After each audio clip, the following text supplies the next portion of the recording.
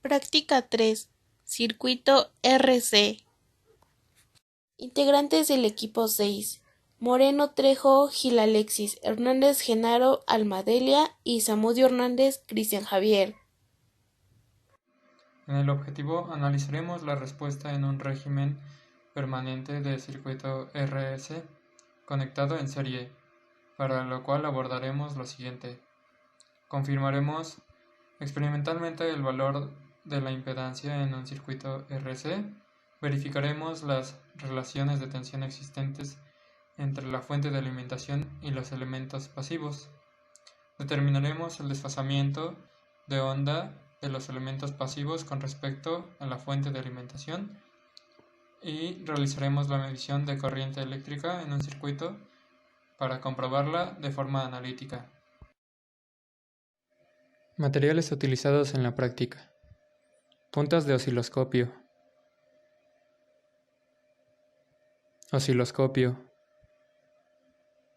Clavija con apagador. Resistencia de 330 ohms a 10 watts. Multímetro digital. Fuente de alimentación regulada a 12 volts. Capacitor de 10 microfaradios.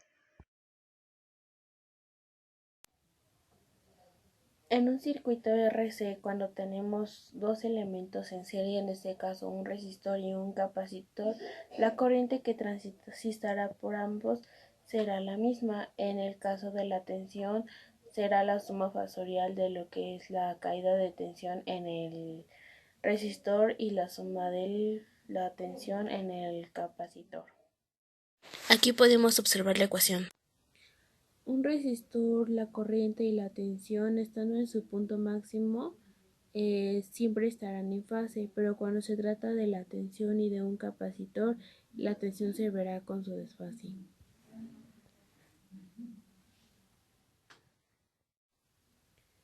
Como un capacitor se opone a cambios bruscos de tensión, este tendrá un retraso con respecto a la corriente. Aquí podemos observar el desfase de onda de la tensión y corriente en un capacitor. La tensión tiene un ángulo de desfase causada por lo que es el capacitor. La corriente adelanta la tensión en un capacitor hasta un ángulo de 90 grados. Esta es la gráfica de un capacitor en un plano complejo. Bien, en nuestro complemento teórico tenemos como tema el capacitor, o condensador, como también se conoce, y el capacitor es un elemento pasivo, quiere decir que nada más consume energía, no suministra o no la altera de ninguna forma, y pues, tiene la capacidad de almacenar energía mediante campos eléctricos y aquí pues tenemos una representación de el símbolo de un capacitor dieléctrico y el modelo, o sea, cómo es físicamente. La mayoría de los símbolos de los capacitores son muy parecidos entre sí y normalmente no tienen polaridad, pero el dieléctrico sí tiene, por eso tiene un indicador de positivo y normalmente se utilizan para filtros de corrientes continuas, ya que evitan que en las visualización de las señales haya menos ruido. En nuestra segunda imagen que está abajo podemos apreciar las partes del capacitor, que tiene un dieléctrico, unas placas, aquí se indican metálicas, pero no necesariamente son de metal, y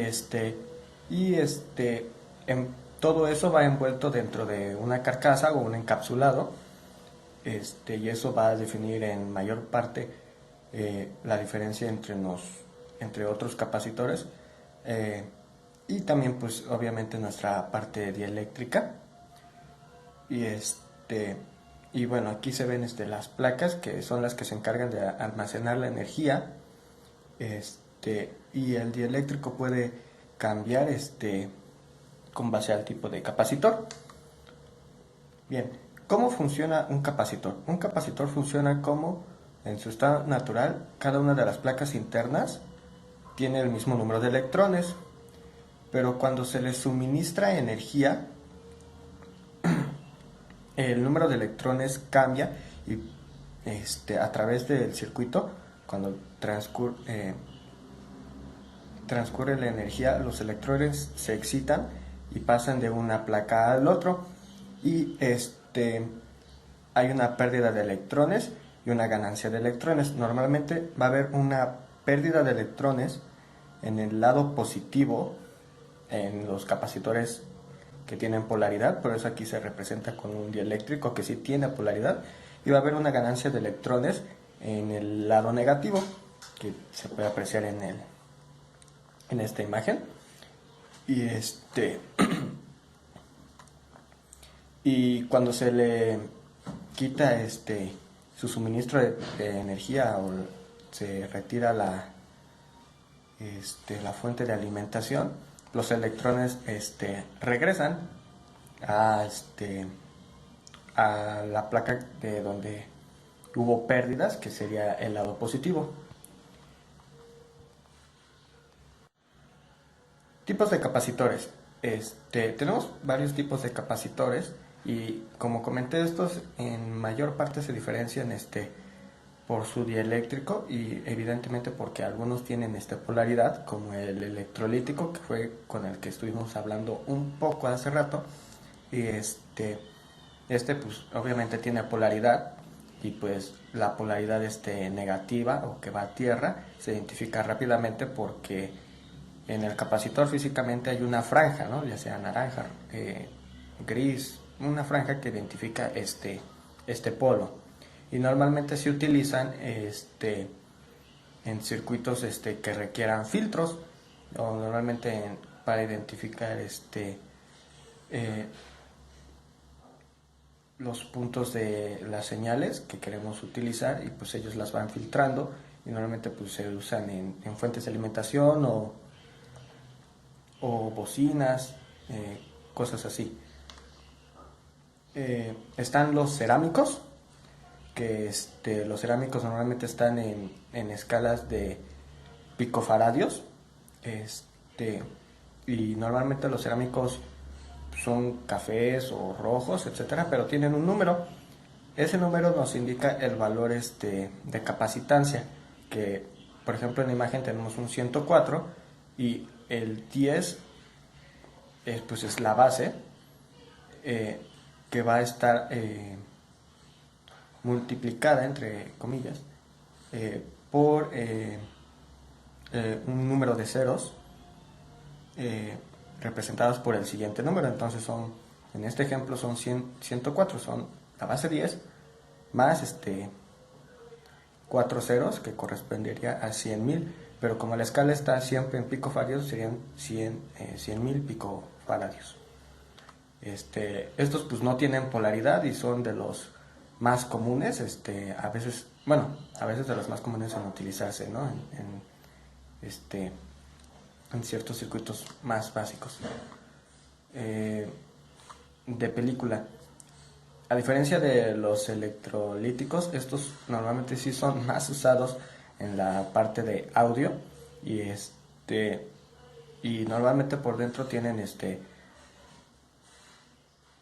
son como encapsulados parece como papel aluminio, pero en realidad representa lo que, bueno, por dentro están todas las placas y el dieléctrico de este capacitor, y es cuadrado de mica. Estos normalmente se utilizan porque tienen una gran estabilidad de temperatura con base al tiempo, y pueden resistir altos voltajes. Esto quiere decir que pueden soportar, como ya lo dije, temperaturas altas, y pues si hay más voltaje, pues quiere decir que la temperatura en algún momento va a aumentar más, porque va a haber más corriente, y entonces pueden evitar que se quemen o se dañe el dispositivo. Están los supercapacitores, que en realidad pues esos capacitores llegan a los valores como a veces de 3000 faradios, y simplemente pues como tal son de más almacenamiento de energía, y pues como de un uso más riguroso, ¿no? Claro, hay diferentes tipos de supercapacitores o supercondensadores que pues unos se podrán notar en máquinas más grandes, estos también entran en supercapacitores.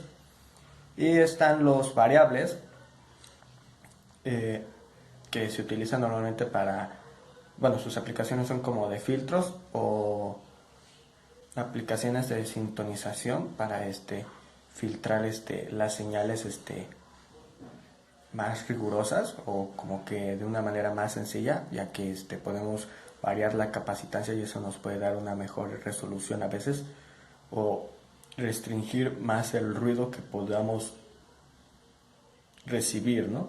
O percibir en una señal. Y esos son los tipos de capacitores. Como último dato, pues tenemos la representación fasorial y senoidal de las tensiones y las corrientes de un capacitor. Como la vez pasada, en la práctica pasada, hablamos sobre los inductores. En cuestión de este mismo tipo de representaciones, como tal no hay una diferencia, ya que vamos a graficar como tal los mismos valores, o sea, no, los mismos tipos de datos, ¿no? O sea, tensiones y corrientes. Y como mencionamos en la práctica pasada, estos dos tipos de datos, la tensión y la corriente, se van a multiplicar su coeficiente por coseno positivo por omega de t o w de t, más menos el argumento o ángulo que se tenga en su forma polar y que se multiplica por la unidad correspondiente, ¿no? Y en la forma fasorial nada más se representa la magnitud que pues, de nuestro vector al ángulo correspondiente de este valor de tensión o de corriente. Y si en dicho caso necesitamos saber el ángulo de desfasamiento en la forma sinoidal, vamos a anotar en los puntos medios, bajos o máximos o altos el ángulo de desfasamiento, ya que viendo digamos en los puntos medios, los puntos donde van cortando las ondas, se puede hacer la comparación o la diferencia como tal de los grados que hay entre estas señales. Y en la forma fasorial, el ángulo de diferencia también, bueno, o sea, que con respecto de un vector a otro, ¿no? O sea, como la distancia en grados. Eso también correspondería a nuestro valor de el ángulo de desfasamiento. Y eso sería, pues, de nuevo todo en cómo se grafican estos valores del capacitor.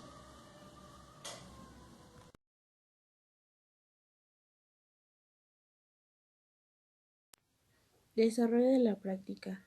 Para el desarrollo de la práctica, primeramente hay que revisar nuestros componentes que estén en perfecto estado y posteriormente regular nuestra fuente de alimentación a lo que nos piden en la práctica. En este caso se va a manejar a 12 volts. Posteriormente se realiza el circuito de manera física para posteriormente realizar las mediciones con el multímetro. El circuito que se realizó es el siguiente. Este es el circuito y como podemos ver ya se están realizando algunas mediciones. Una vez realizado el circuito se realizaron las mediciones de lo que son corriente total, tensión en el resistor y en el capacitor para ver cómo es que actúa en cada uno de ellos. Se conectan las puntas del osciloscopio para obtener las señales de lo que son nuestro capacitor y nuestra resistencia. Primeramente del capacitor se va a obtener su tensión y después de la resistencia, como podemos observarlo en las siguientes imágenes. Aquí observamos cómo es que se conectaron las puntas del osciloscopio al capacitor. En este caso se conectan a la resistencia para obtener su tensión en el osciloscopio. De esta manera es como se conectaron las puntas del osciloscopio a la resistencia y se muestra cuál es la gráfica que se obtuvo. Aquí se observan mejor las señales obtenidas y con los datos que necesitamos. Finalmente se obtuvo el ángulo de desfase para comparar qué tanto se diferencia y una vez realizados los cálculos teóricos podemos ir comparando qué tanta diferencia hay entre los teóricos, los realizados con el multímetro y con el osciloscopio, donde podemos notar que pues no es mucha la diferencia y realmente concuerdan los datos. Una vez más, tenemos las tablas de resultados idénticas a las tablas de resultados de la práctica número 2. Sin embargo, ahora se cambian los valores del inductor por los valores del capacitor, tanto en tensiones como en desfasamiento de onda. Las posiciones son las mismas, pues la tabla número 1 son los valores obtenidos analíticamente. La tabla número 2 serían los valores obtenidos mediante el multímetro.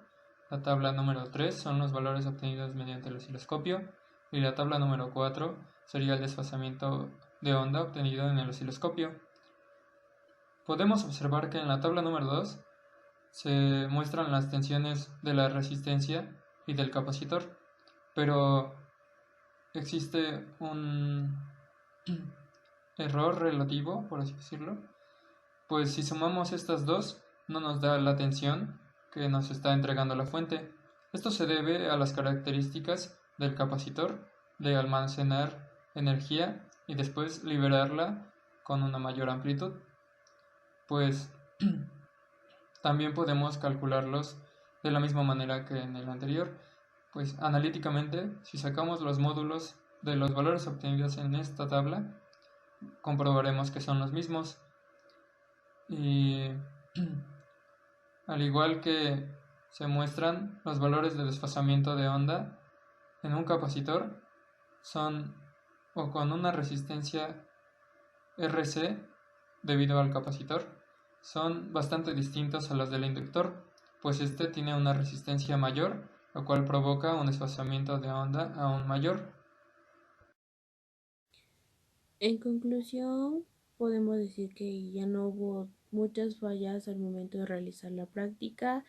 De manera física no tuvimos problema porque ya fuimos muchísimo más cuidadosos al momento de conectar y revisar perfectamente nuestros componentes. Además, pudimos observar cómo es que funciona un circuito RC de manera física y poder analizar sus datos obtenidos. Como conclusión, observamos que los capacitores son distintos a los inductores, no solo en los aspectos de tensión, sino que en los desfasamientos de onda con respecto a la fuente, pues los capacitores tienen un desfasamiento de onda adelantado, no como los inductores, que son desfasamiento de onda atrasado. Todo esto se puede observar mediante el osciloscopio, pues su generación de onda estaba bastante más desfasada que la del inductor. Bien, para mis conclusiones y parte de observaciones de esta práctica es la relación de fase de las corrientes, digamos, de manera analítica y de manera más visual o física, pues, más que nada porque las podemos notar en el osciloscopio, las ondas de las tensiones de el capacitor y la resistencia. Con eso pues dar el valor del RMS o tener en cuenta con base a nuestros cálculos analíticos, ver y comprobar que las relaciones de cada uno de estos valores estén correctas, ¿no? También en nuestras propias tablas de resultados y verificar el comportamiento de ambas en las gráficas.